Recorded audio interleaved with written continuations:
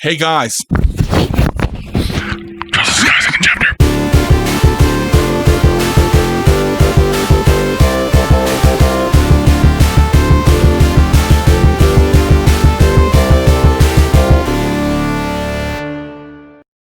So hey, remember when I beat Trails in the Sky several years ago after trying to play it a bunch and never getting far? And then I was going to do a short cleanup and get on to the second game.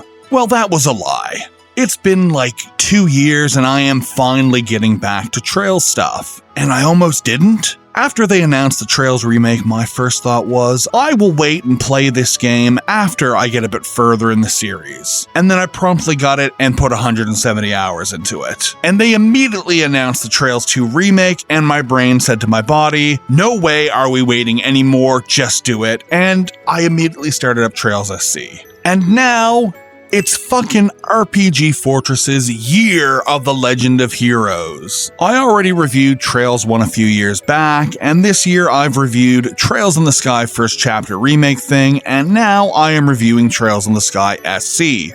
And just to pull back the curtain a bit, as of the recording of this dialogue, I'm already 4 chapters into Trails the Third. It truly is the Year of the Legend of Heroes. So yeah, I played through all of Trails in the Sky SC and thoroughly enjoyed it. The game immediately picks up where the first game finishes, like literally it picks up the second the first game finishes, and it improves on a few things that the first thing did, but really this is as much as a sequel as Ys 2 was a sequel to Ys 1. This is very much a continuation of the first game's story and the first game's gameplay, plus fishing. They actually added a real fishing minigame this time. And by the end of the year, the remake for this game is going to be out, plus I have like 19 other Trails games to play. Trails from Zero, Trails into Azure, the 67 Cold Steel games, the Reverie games? Are there multiple of those? Trails through Daybreak? Into Daybreak? Trails of Nayuta? There are so many of these games and I'm only just getting started. But I am having the time of my life. For now, let's just have a look at Trails in the Sky SC. I'm Richard from RPG Fortress, and... wait, I already did the intro, didn't I? Awkward transition. Trails in the Sky SC is the second Trails in the Sky game, and the 7th Legend of Heroes title. Are you for real? Okay, so... Nihon Falcom is a long-standing independent Japanese game developer. They formed way back in 1981, which is even older than I am by a whole year, and immediately started releasing role-playing and role-playing adjacent games. Although for their first couple of years in existence, they released a number of non-role-playing games like shooters and golf and mahjong. In 1989, they released Dragon Slayer, the Legend of Heroes, for a whole host of Japanese computers. In 1992, they released Dragon Slayer, The Legend of Heroes 2.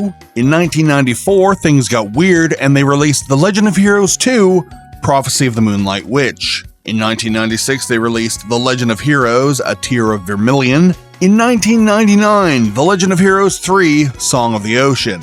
Then in 2004, The Legend of Heroes, Trails in the Sky. So it's kinda like the whole Wonder Boy / Monster World series. At some point, the devs just forgot how to count. We had 2 games called The Legend of Heroes 2, and The Legend of Heroes 3 was the 5th game in the series. Just incomprehensible. Most sane people refer to Trails in the Sky as being the first game in the Legend of Heroes series. Dragon Slayer 1 and 2 are relegated to the Dragon Slayer series, and Prophecy of the Moonlight Witch, A Tear of Vermilion, and Song of the Ocean are referred to as the Gagarv trilogy. You can be nasty and lump them all into the same series, but don't feel you need to play the Dragon Slayer or Gagarv games before getting into the Trails games. From all I have read, they are only tangentially related to Trails anyway. Ys had always been Falcom's hit series, but with the success of Trails in the Sky, things would see more of a split between those two series. Trails did so well that a sequel was basically mandatory, and 2 years later, a sequel was released. Well, in Japan at least. It took over 20 years for these games to achieve release parity in English-speaking regions. Trails SC uses a lot of the same assets that the first Trails game used, but that's fine.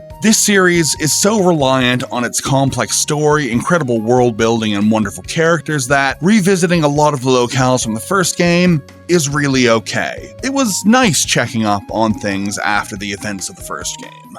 Trails SC didn't hit English-speaking territories until 2015, an entire 8 years later. It was ported to Japanese PS3s in 2013 and remastered for Japanese Vitas in 2015. Like I said, it took a long time for this series to receive release parity in English-speaking territories. And later this year, a full-on remake using the first chapter engine, technically called the FDK engine, is being released for modern platforms like Switch 2, PS5, and Steam. And it will be released worldwide on the same day.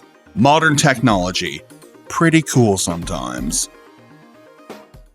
Trails in the Sky, Trails in the Sky SC, and Trails in the Sky the Third are all very similar to each other. Same engine, same characters, same areas, just a lot of the same.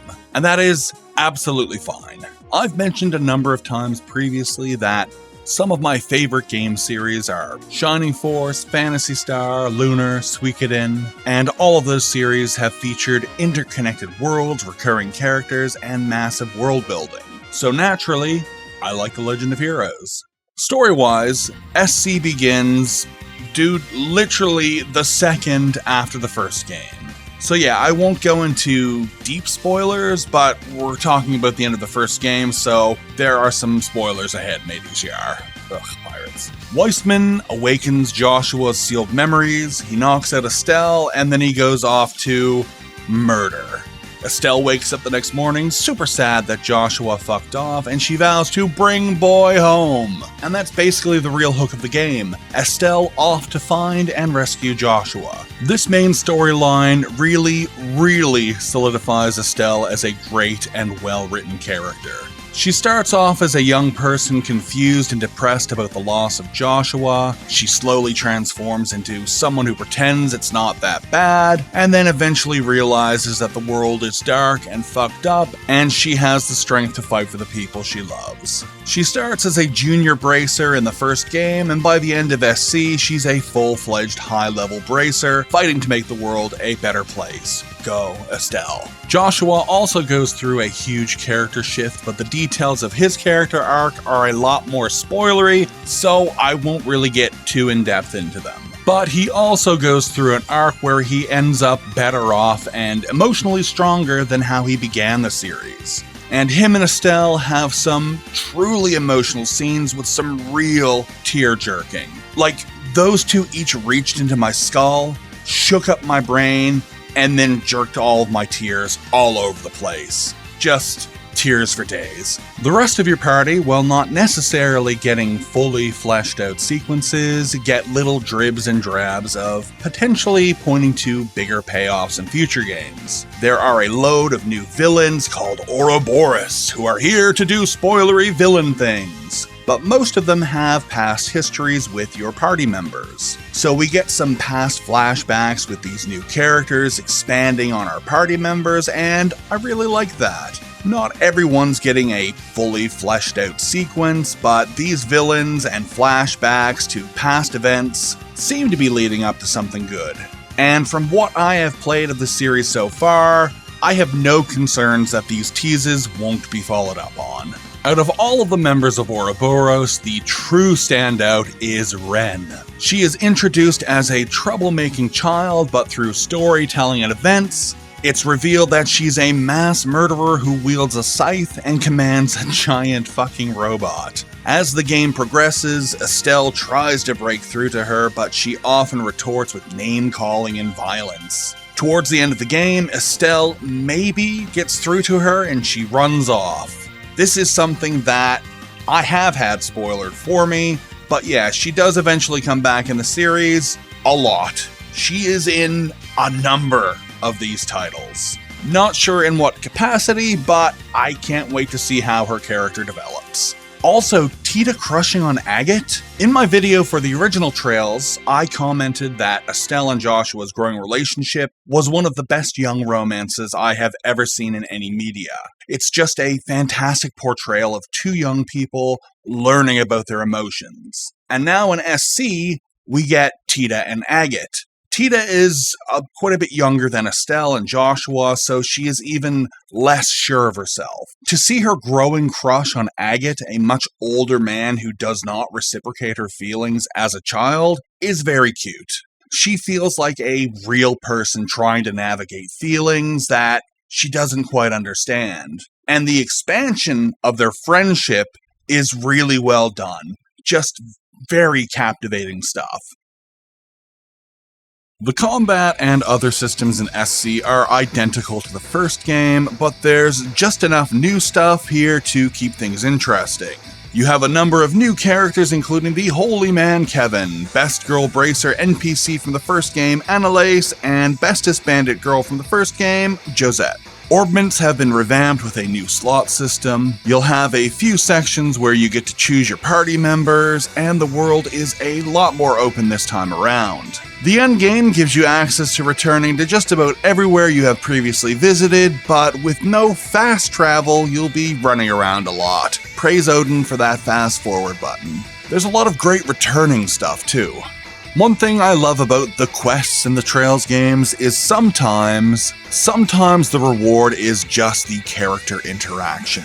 Yeah, getting bracer points is awesome, and getting some money or items is fun, but the characters are just so wonderful and the dialogue so charming that sometimes the best reward for doing a quest is just the interactions between your characters. Like this one quest in Rouen early in the game has you going to the chapel to teach some kids a Sunday school lesson. And this is just after Olivier rejoins your team and Dorothy is tagging along for the next story beat. Well, the BP and the money that you earn is nice. The best part is the dialogue from Estelle teaching some kids about bracers and the funny commentary afterwards. The reward for the quest is experiencing the quest. A lot of quests in games are, "Hi, I'm Guy, please get X amount of thing or kill Y amount of other thing."